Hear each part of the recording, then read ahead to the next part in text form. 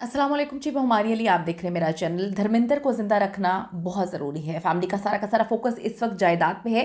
वो जायदाद जिसमें बहुत सारे हिस्सेदार जो हैं वो पैदा हो चुके हैं। घर वापसी के बाद किस किस को धर्मेंद्र से मिलवाया गया, सोशल मीडिया पर वीडियोज़ और तस्वीर जो हैं वो कौन लगा रहा है, कौन इस सारे के सारे मामले को सोशल मीडिया की जीनत बना रहा है। अगर धर्मेंद्र जो है वो वसीयत लिखे बगैर चल बसे तो 450 करोड़ जो है उसका इकलौता मालिक कौन निकलेगा, क्योंकि जो वसीयत बनी हुई है वो बड़ी खौफनाक है। उस वसीयत की कहानी आज की वीडियो में डालेंगे कि किसने दबाव में लाकर वसीयत ये बनवाई थी, और अब इस पूरी फैमिली को जिसमें 2 खानदान शामिल है, क्या डर है कि ये वसीयत जो है वो किसके नाम होनी चाहिए, कितनी होनी चाहिए। क्या हेमा मालिनी जो है उनकी अभी वसीयत को लेकर लड़ाई है, इसी वजह से वो अपने शौहर की तीमारदारी नहीं करें। आज की वीडियो में सिर्फ बात करते हैं। रिक्वेस्ट है चैनल को सब्सक्राइब करें, वीडियो को आखिर तक जरूर देखिएगा।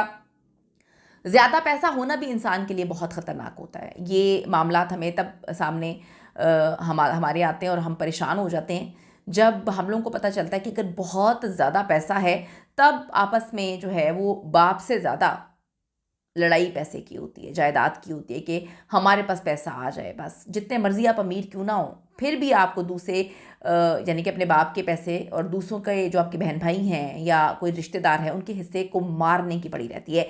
लेजेंड एक्टर धर्मेंद्र की ज़िंदगी 45 साल से तनाज़ात का शिकार रही और हमेशा उसमें घिरी रही। 1979 में हेमा मालिनी से शादी के बाद से धर्मेंद्र जो हैं उनका ख़ानदान मुकम्मल तौर पर बढ़ चुका है। धर्मेंद्र की जो पहली शादी हुई थी वो उनके मीडिया में यानी कि फिल्म इंडस्ट्री में आने से पहले होती है। उसके बाद हेमा मालिनी के साथ काम करते हैं। चॉकलेटी हीरो उनको कहा जाता है, बेस्ट हीरो उनको कहा जाता है। हेमा मालिनी की मोहब्बत में गिरफ्तार हो जाते हैं और फिर सब कुछ छोड़ देते हैं। अपनी बीवी को नहीं छोड़ना चाहते थे क्योंकि 4 अदद बच्चे थे उनके और फैमिली का प्रेशर बहुत ज़्यादा था। इसके दौरान आता है 2023 में जो इंडिया का सुप्रीम कोर्ट का एक बड़ा फैसला, जहाँ पर 450 करोड़ हैं, 2 बीवियाँ हैं, 6 अदद बच्चे हैं, एक बाप है, बहुत सारे राज हैं जो कि नहीं ये खोलना चाहते और ये धर्मेंद्र की मौत के साथ ही दबाना चाहते हैं। धर्मेंद्र कहता है मैंने मोहब्बत की, गलत हो या सही हो, लेकिन मोहब्बत जो है विरासत की लड़ाई बन जाती है, क्योंकि धर्मेंद्र की दूसरी बीवी हेमा मालिनी से कोई भी बेटा नहीं है। सारे बेटे जितने भी इनके 2-3 बेटे हैं वो पहली बीवी से हैं। इस बात में कोई शक नहीं कि धर्मेंद्र की पहली शादी प्रकाश कौर से जो है वो अरेंज मैरिज थी। उस वक्त उनको नहीं पता था कि वो इतने सुपरस्टार बन जाएंगे। धर्मेंद्र ने खुद अपने इंटरव्यूज़ में बताया कि उन्हें स्कूल के ज़माने में एक हमीदा नामी मुसलमान लड़की से मोहब्बत हो गई थी और उन्होंने सोचा कि अपनी ज़िंदगी हमीदा के साथ ही गुजारूंगा, लेकिन फिर पार्टीशन के टाइम वो पाकिस्तान चली जाती हैं। प्रकाश कौर और जो ये शादी होती है ये पूरी की पूरी फैमिली के प्रेशर में आके वो शादी करते हैं। फिर 4 बच्चों के बावजूद 1979 में उनको हेमा मालिनी से मोहब्बत हो जाती है। अब हेमा मालिनी से मोहब्बत में वो मुसलमान बन जाते हैं और फिर दूसरी शादी करते हैं, क्योंकि प्रकाश कौर और उनके 4 बच्चों को वो छोड़ना नहीं चाहते थे। फैमिली का बहुत ज़्यादा प्रेशर था कि आपको फैमिली से आग कर दिया जाएगा, फैमिली तुम्हारे से नहीं मिलेगी, हमारा मरा मुँह देखोगे।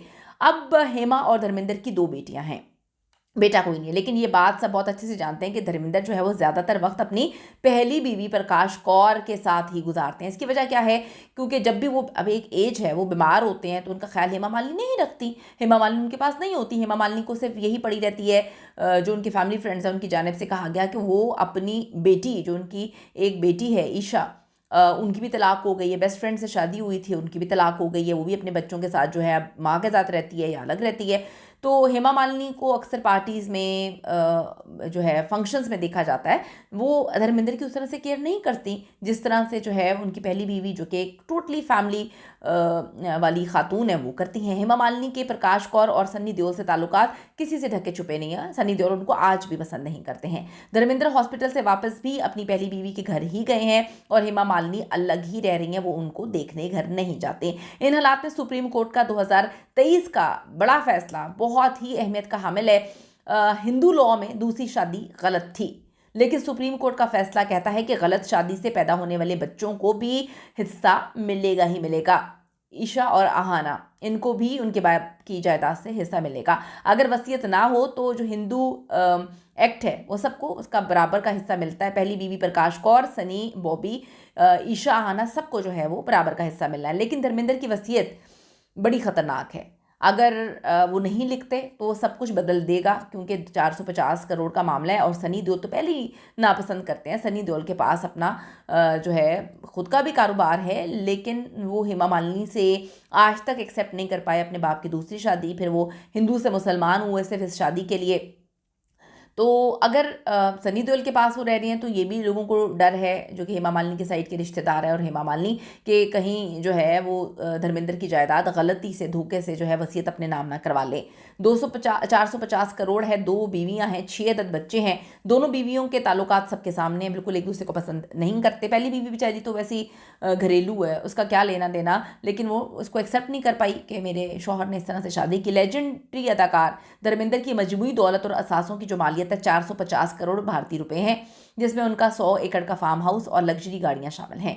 धर्मेंद्र सिर्फ एक फैमिली आइकन नहीं है, बल्कि फिल्मों जैसे फूल और पत्थर, मेरा गांव मेरा देश, शोले, खामोशी, जानी गद्दार और आइंदा आने वाली फिल्म वालिया केस के हवाले से वो उनकी बड़ी शोहरत है। 89 ईयर्स के फिल्म स्टार हैं, एक ज़हीन कारोबारी शख्सियत भी हैं, जिनके दौलत और असासों की मजमूई मालियत जो 450 करोड़ के लगभग है। उन्होंने बॉलीवुड की सबसे कामयाब अदाकारों में अपनी पोजीशन मुस्तहकम करने के बाद खाने और मेहमान नवाजी के शोबों में भी कदम रखा। अदाकार ने पहली बार 2015 में नई दिल्ली में गरम धरम ढाबा के नाम से रेस्टोरेंट का कारोबार शुरू किया। एक तिजारती जरीदे के मुताबिक उन्होंने 2022 में करनाल हाईवे पर जो है उसके नाम से एक रेस्टोरेंट वहाँ पर खोला था। धर्मेंद्र अगरचा मुंबई में अपने ख़ानदान के साथ रहते हैं, लेकिन अक्सर वो शहर की हलचल से दूर जो उनका एक घर है वहाँ पर पनागा लोनावाला में भी वाक़ई अपने 100 एकड़ के फार्म हाउस पे जाते हैं, वहाँ भी वक्त गुजारते हैं। पद्म भूषण अवार्ड याफ्ता अदाकार का ये फार्म हाउस जदीद सहूलियात से आरास्ता है, जिसमें एक बड़ा स्विमिंग पूल भी शामिल है, जहां वो अक्सर उनको रहना पसंद है। महाराष्ट्र में धर्मेंद्र की मलकियत में 17 करोड़ रुपए से ज़्यादा की जायदादें हैं। उनकी सरमायाकारी जो है 88 लाख रुपए से ज़्यादा की ज़रई ज़मीन, 52 लाख रुपए मालियत की गैर ज़रई ज़मीन भी शामिल है। इतलात हैं कि अदाकार अपने लोनावाला फार्म हाउस के करीब एक रिजॉर्ट तैयार करके होटल और मेहमान नवाजी से मुंसलिक कारोबार में मजीद तोसी का मंसूबा बना रहे हैं। 2015 की रिपोर्ट के मुताबिक उन्होंने एक रेस्टोरेंट चेन के साथ शराकत की थी, ताकि अपनी जायदाद के करीब 12 एकड़ के प्लॉट पर 30 कॉटेजेस वाला रिजॉर्ट तामीर कर सकें। धर्मेंद्र की गाड़ियों से मोहब्बत उनकी शायकीन जो है बहुत अच्छे से जानते हैं कि उनके पास शानदार कलेक्शन है। उनकी बेशकीमत कारों में बेशुमार कीमती गाड़ियां जो हैं वो शामिल हैं। अदाकारी के अलावा धर्मेंद्र ने एक प्रोड्यूसर के तौर पर भी अपना नाम अच्छा खासा बनाया। उन्होंने 1983 में अपना प्रोडक्शन हाउस वजीता फिल्म्स शुरू किया। इस बैनर के तहत उन्होंने अपने बेटों सनी देओल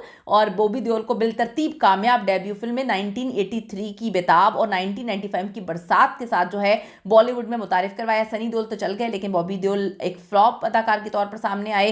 कहते हैं कि जब पैसा बोलता है तो फिर नीयतें बदल जाती हैं। तो देखते हैं धर्मेंद्र अपनी फैमिली की नीयत खराब होने से बच पाएंगे या नहीं। ये दौलत किसके पास जाएगी, दौलत का क्या मामला है, कितनी दौलत किसके हिस्से में आएगी, बेटियों का हक क्या मारा जाएगा, या सनी देओल जो है इस बात पर इत्तफाक करते हैं कि वालिद ने जो वसीयत बनाई है क्या ये वसीयत चेंज करवा दी जाएगी। हेमा मालिनी क्यों अपने शौहर से मिलने जो है वो पहली बीवी के घर नहीं आती जाती। और ये जो आगे ड्रामेबाजी करने के लिए एक इवेंट भी मुनक्किद किया जा रहा है, जहाँ पर ये दिखाने की कोशिश की जा रही है कि ये सारी फैमिलीज एक हैं, लेकिन अंदर की खबरें तो कुछ और हैं। क्या सच में जब पैसा बोलता है तो नीयतें बदल जाती हैं? अपनी कीमती राय दीजिएगा। See you in the next video.